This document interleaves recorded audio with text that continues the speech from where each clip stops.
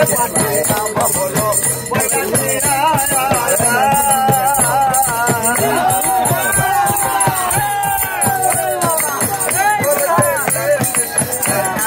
শত বছর পূর্বে হযরত শাহ সুলতান বলকি এই উত্তরবঙ্গের মহাস্থানের পুণ্যনগরীতে এসেছিলেন। তিনি হিন্দুদের বিরুদ্ধে যুদ্ধ করে জয়লাভ করেছিলেন। আর তার মৃত্যু দিবস বা জন্ম দিবস উপলক্ষে প্রতি বছর এখানে মেলা বসে।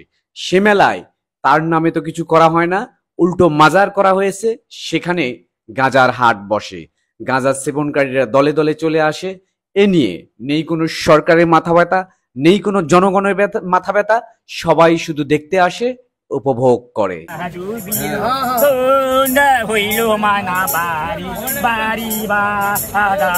ঘরে ঘরে জমা ঘরে বাড়ি বাড়ি বাজার বসে জমিদার মাসে বান্ধে বউ নারী বউ সারি থেকে বাড়ি বাড়ি আগে নারী বাড়ি বাইরে বাড়ি হারানো গাড়ি হারানো কেউ নাই রে আছে বান্দা আল্লাহ দেখতে বললাম আমি বান্দা হাত দিতে চোখ দিতে বান্দা কোথায় হাত ধরে করো না ভাই কেন।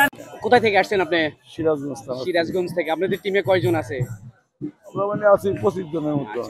আপনি কি শুধু মহাস্থানে আসেন না বাংলাদেশের অন্যান্য মাজারগুলো যেগুলো রয়েছে বা এই অনুষ্ঠানগুলো হয়ে থাকে সেগুলোতে যান?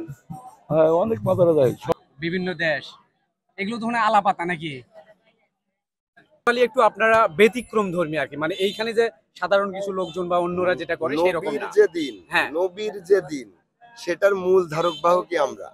নবীর যে দিন, হ্যাঁ, আর যার সাধারণ করতেছে এটা অমূলক। এগুলো ডিটেলস, মানে অনেক গভীরের ব্যাপার, অনেক পড়াশোনা, অনেক জানার বিষয় আছে। ঠিক আছে, ভালো থাকেন, দেখা হবে না ইনশাআল্লাহ কোথাও। ওকে। এগুলো দেখে মনে হবে অনেকটা গ্রাম্য দোকানের নাই। অ্যাকচুয়ালি গ্রাম্য দোকান হলে এগুলো সবগুলোতেই চলছে হচ্ছে প্রকাশ্য গাঁজা কেনা বিক্রি, বিভিন্ন আইটেমের লোকজন নিয়ে আসছে। আর ওইদিকে যদি আপনারা দেখেন বিপুল সংখ্যক লোকজন চলে আসছে এইটা কেনার জন্য বা কেউ সেবন করার জন্য, কেউ কিনে নিয়ে যাচ্ছে, কারণ এখানে হচ্ছে সুলভ মূল্যে পাওয়া যায়।